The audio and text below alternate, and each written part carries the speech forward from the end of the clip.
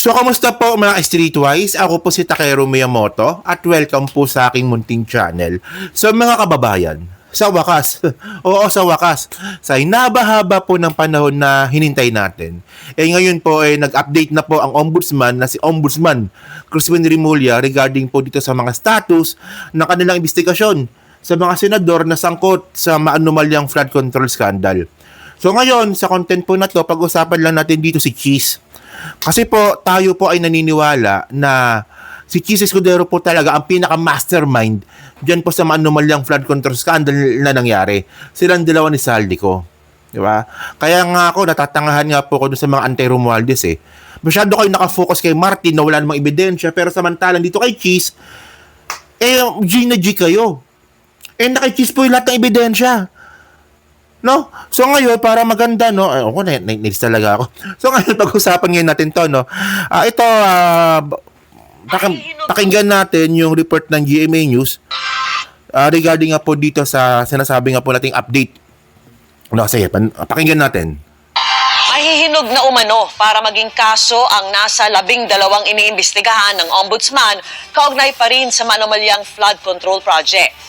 Kasama rito ang investigasyon kina Senador Mark Villar, Cheese Escudero at Joel Villanueva. Nakatutok si Salima Refran. So Mark Villar, Joel Villanueva, at saka Cheese Escudero.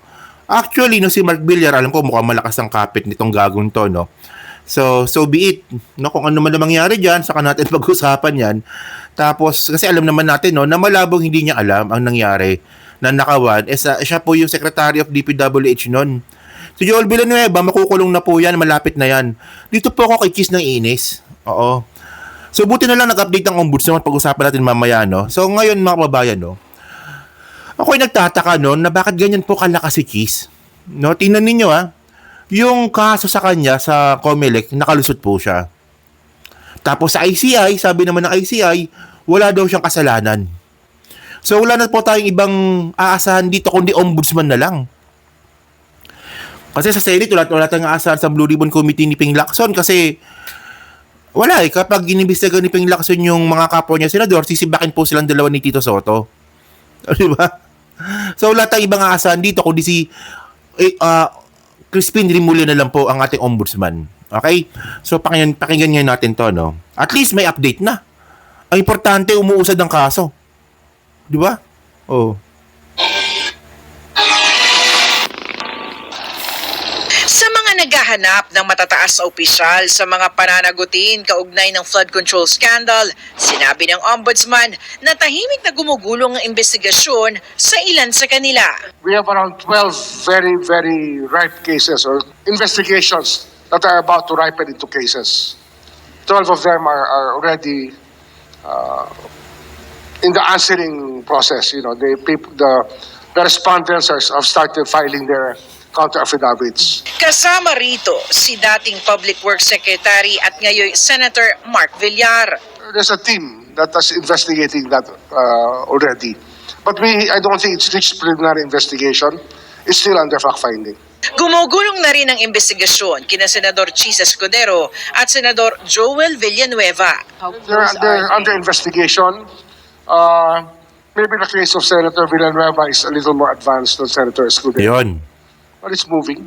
It's moving.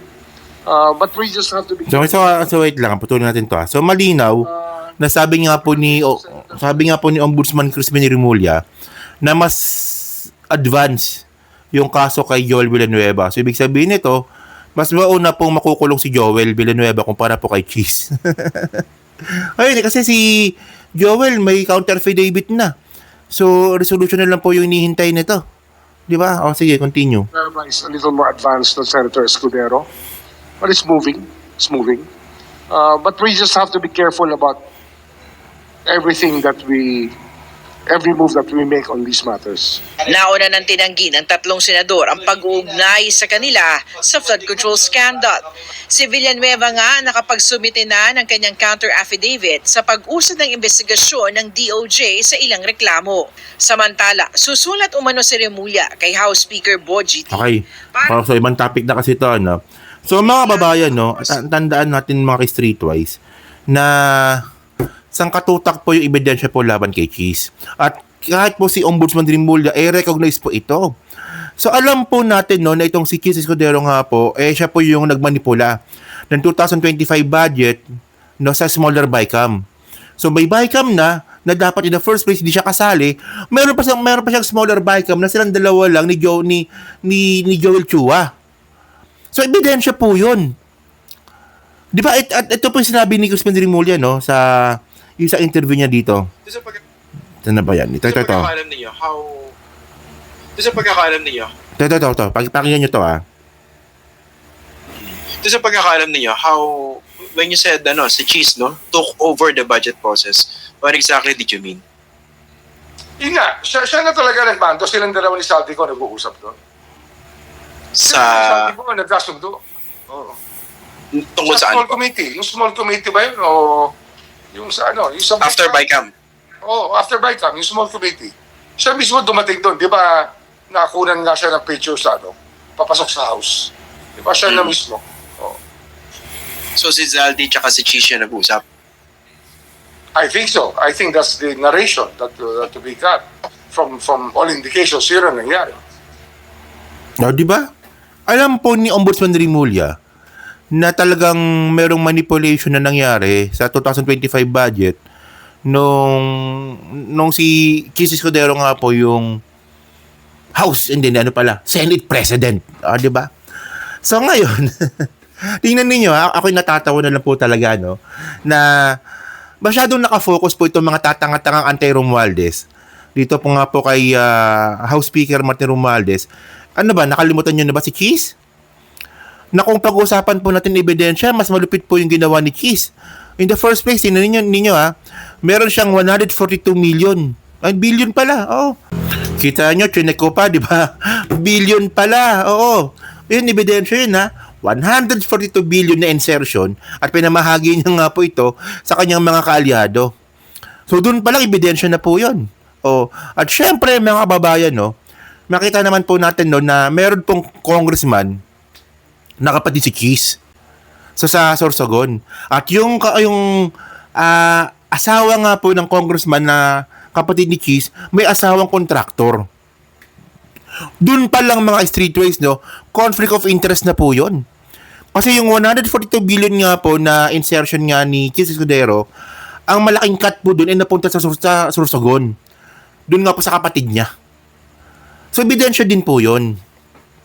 Di ba? Tapos may ebidensya din po na si Cheese Escudero rin po ay nakapirma sa BICAM. In the first place, dapat di po siya kasali. Walang ganun si Martin Romualdez.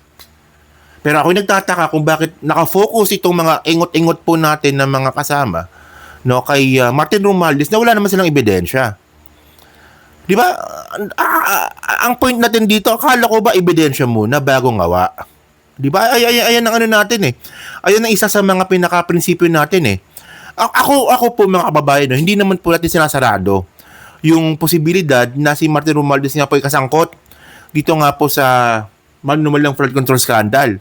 Hindi ko rin po sinasarado yung posibilidad na posibleng ang inutusan ni Martin Romualdez si Saldico. Yun nga lang, ang kailangan natin dito, ebidensya. Di ba? Meron magsalita na walang ebidensya. Ganun po kasimple po yun. Di ba? So ngayon, mga kababayan, ang inaabangan ngayon natin dito, total, nagbigay na nga po ng update si Crispin Rimulya regarding nga po dito sa mga investigasyon na kinakaharap nga po ng mga to. Well, wala tayong ibang pwedeng gawin dito kundi maghintay. Maghintay na lang po tayo. At ako po naniniwala po sa proseso na ginagawa po ng administrasyon po na to kasi ang tawag po dito due process. Di ba? At ako hindi rin po papayag na ang makukulong nandito si Bong Revilla, hindi pwede yun. Dapat may kasabot ditong senador at congressman. Bakit? Kasi ako po naniniwala po tayo na hindi po mangyayari ang nakawan kung wala pong congressman, senador, lawmakers ang nagmanipula po ng budget. Naniniwala po, malabong makapagnakaw si contractor, malabong makapagnakaw si district engineer nang walang kasabot na senador, na walang kasabot na congressman.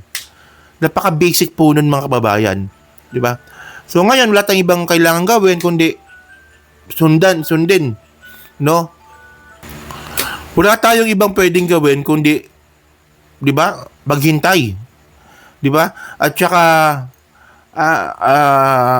magkaroon ng faith sa proseso. Proseso po kasi ito di ba? So kaya pala tatay-tahimik ngayon si Cheese, no? Kasi talagang ramdam niya po yung investigasyon na kinakaharap niya. Ramdam niya yan, malabong hindi. No, alam naman po natin na malakas po ang contact niyan, malakas po ang kapit ni Cheese. At ramdam po ni Cheese Escudero na siya po inimbestigan ng ombudsman. Kaya todo tago yan no? Tingnan ninyo Puta, SALN 18 million pesos? Niniwala kayo doon? 18 million pesos yung SALN ni Cheese? Parang namang gago to. Di ba? Ewan ko ba? So, kasi ang point natin dito, last na lang to, doon po sa mga anti-Romualdez, bakit hindi kaya mas maganda na mag-focus tayo kay Cheese? Kasi naka-Cheese po yung ebidensya. Kaysa inuubos ninyo yung lakas ninyo, nasiraan si Martin, maglabas muna kayo ng ebidensya bago kay Martin. Sa ngayon, kung wala pang ebidensya, kay Cheese muna tayo. Di ba?